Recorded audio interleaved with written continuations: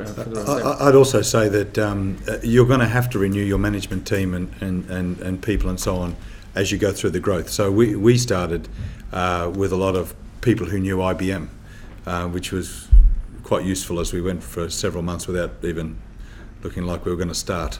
Because people were talking about, well, back in '92 when we were almost went bust, we had to do X, Y, and Z. And when we were in 1997, when we, thank you very much for the history lesson. In 2004, it looks a little different.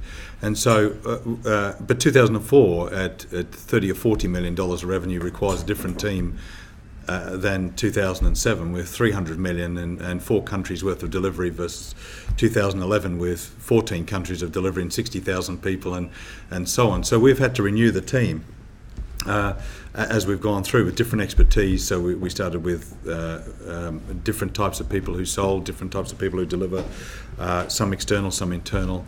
The key thing for us is to get people who can actually work with the business over a period of time rather than just solve the problem of today.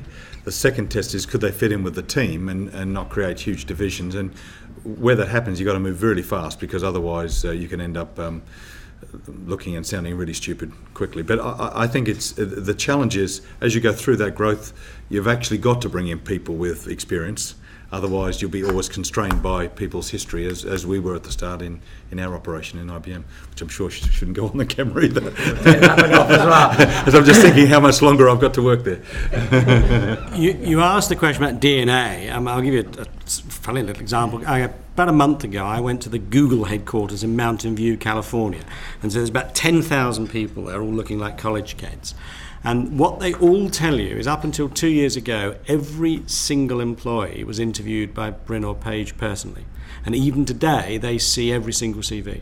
So I think one of the issues is if the founders have an absolute conviction of the type of people that they want to employ, the type of attitude, the type of approach, then you probably have to invest a disproportionate amount of time in the recruitment process. I mean, I used to work years ago at McKinsey, and even then, I don't know what it's like now, you had to have at least 15 interviews before you got in. I mean, there's sort of 15 different screens because they were looking for a very clear attitude and type.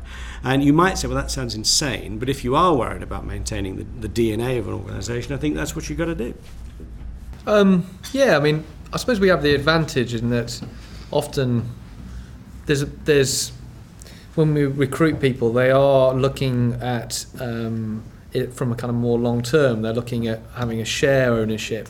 It's about buying into the growth of the business rather than can they make kind of next year's bonus. So I think with that in mind, what you get is some people can't live with that mentality. So you naturally attract a type of individual that culturally kind of kicks off on the right foot. The other flip side to it is that I think it comes back to what Roger was saying.